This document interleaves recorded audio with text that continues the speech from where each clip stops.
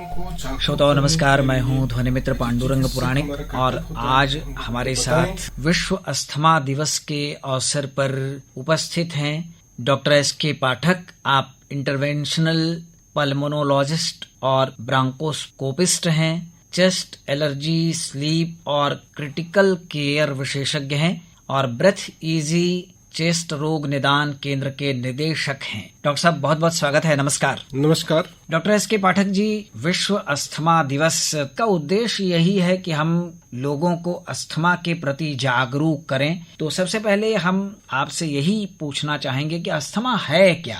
आज विश्व अस्थमा दिवस पर जो हम लोग परिचर्चा करेंगे, जो कि ये WHO द्वारा मई के प्रथम सप्ताह मंगलवार को मनाया जाता है, जो कार्यक्रम आज है 3 मई को, और इस पर हम चर्चा करेंगे कि अस्थमा बीमारी है क्या। जी, अस्थमा बीमारी को हम लोग नॉर्मल भाषा में लोग दमा भी बोलते हैं, लेकिन अस्थमा में होता है क्या है कि सांस की नली में सिकुड़न पैदा हो जाती है, एक टेम्परेरी होती है जी, अचानक किसी भी कारण से, और इसके बहुत सारे फैक्टर्स हैं जिस पर हम चर्चा अभी करेंगे। उसके कारण सांस की जो नली हमारी जिसमें हवा का आवागमन होता है वो सिकुड़ जाती है और उसके कारण सांस लेने में दिक्कतें आने लगती है जी, और सीटी जैसी आवाज आती है, खरखराहट आती है और दम घुटने लगता है, ऐसा होता है जी। ये कुछ अस्थमा के लक्षण हैं। तो अगर ये अक्सर देखा गया कि बच्चों में ये ज्यादा कॉमन होता है, खासकर एडल्ट्स में भी होता है, ओल्ड एज में इसकी संभावना बहुत कम होती है, लेकिन हो सकता है। तो अस्थमा जो दमा जिसको हम आमाशय में बोलते हैं, यह बीमारी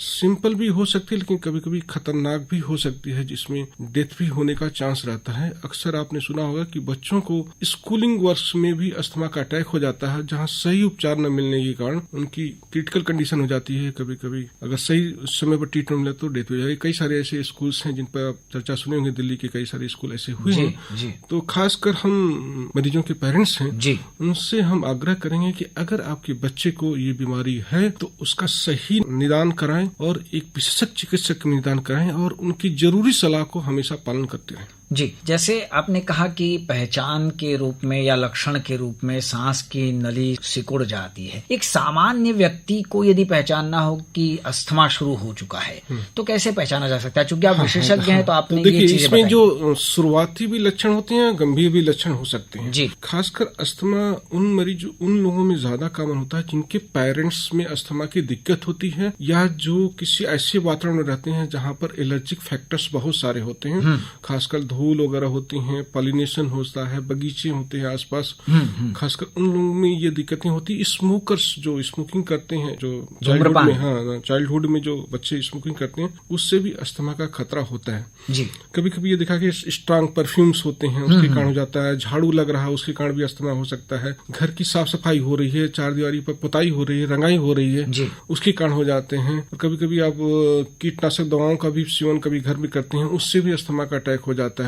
कभी कभी किचन में काम करते करते छौंके वगैरह लगते हैं, उसके कारण भी अस्थमा करते। तो बहुत सारे ऐसे कारण हैं। उसके बिस्तर ही आपको झटक रहे हैं, उससे भी जो धूल उड़ते हैं उससे भी अस्थमा हो जाता है। और आपके जो कारपेट हैं, कर्टन्स हैं, बिस्तर हैं और तकिए की पिलोस कवर्स में भी अस्थमा के कारक छुपे रहते हैं जी। और उसके कारण भी अस्थमा हो सकता है। तो हम जब अस्थमा की बात करते हैं तो अस्थमा में ये जो लक्षण होते हैं शुरुआती, आपको लगेगा कि सर्दी जुकाम धीरे धीरे हो रहा है और खांसी हल्की हल्की हो रही है, और ये खांसी अक्सर रात में हो रही है। ये कुछ शुरुआती लक्षण है। और उसके बाद धीरे धीरे लगता है कभी कभी सांस में लेने में दिक्कत हो रही है, और कभी आपको स्ट्रांग कोई एलर्जी कारण आ गया जिस कारण आपको अचानक सांस की नली में सिकुड़न आ सकती है और तुरंत आपको लगता है कि सांस लेने में दम घुट रहा है, और आप बेहोश भी हो सकते हैं, आप नीले भी हो सकते हैं, जो कि ब्लूइश कंडीशन हो जाती है, जिसमें ऑक्सीजन की मात्रा अचानक बॉडी में कम हो जाती है जी। और यह एक गंभीर अस्थमा के लक्षण है। और ऐसा देखा कि जो गंभीर अवस्था में मरीज को सही दवा न मिले, जैसे कि अभी मैं कुछ दिन पहले अभी ट्रेन से जा रहा था और एक बच्ची दौड़ते हुए ट्रेन से आई और ट्रेन पर बैठी और उसको अस्थमा का अटैक हुआ। वो तो मैं सही समय पर था जी।